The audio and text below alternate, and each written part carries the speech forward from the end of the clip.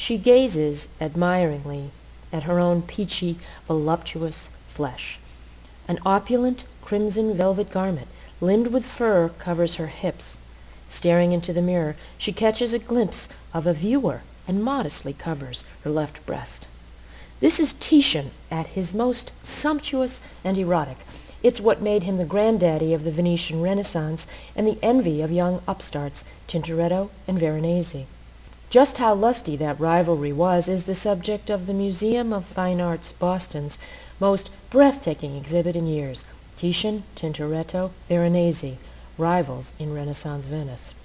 Lots of nudes, most mythological, like this Veronese version, or this Titian, are on view here, and for good reason. The year 1500 brought about a seminal change in art making, practiced most exquisitely by Titian, painting with oil on canvas. Oil gives texture, so in contrast to the stunning but stilted Virgin and Child with Saints, which is smooth, dazzling, but a little stilted, oil allows artists to convey texture. So you get the incandescent flesh of Titian, or the lush, velvety reds of Tintoretto.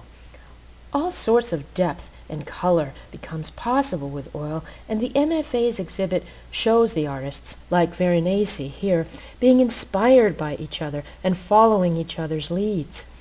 It's hard to imagine that this Tintoretto work would have been possible without this earlier work by Titian of the Roman goddess Flora. Part of the fun of this glorious exhibit of high Renaissance art is guessing which virtuoso artist did which painting. Here's a hint. If it's overdone and crowded, like this one, it's probably Veronese. Veronese, the youngest artist in the exhibit, can't help but fill every inch of the canvas, while Tintoretto, with his feathery touch and audacity, gives his work an impressive ardor and coloration. Still, it's hard to top Titian, both for his evocation of flesh, as this image of Danae here being courted by Zeus disguised as golden rain. Evidently in ancient Greece, gold coins and not diamonds were a girl's best friend.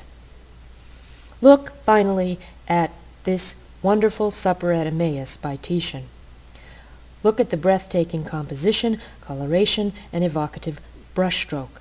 If you look closely at the tablecloth in Supper at Emmaus, you will see not only that it has been ironed, folded, and laid out over a sumptuous oriental carpet, but also the diamond-shaped weave in the tablecloth itself, an effect so brilliant that for years this masterpiece from the Louvre was simply referred to as the tablecloth. This is Tracy O'Shaughnessy for the Republican American.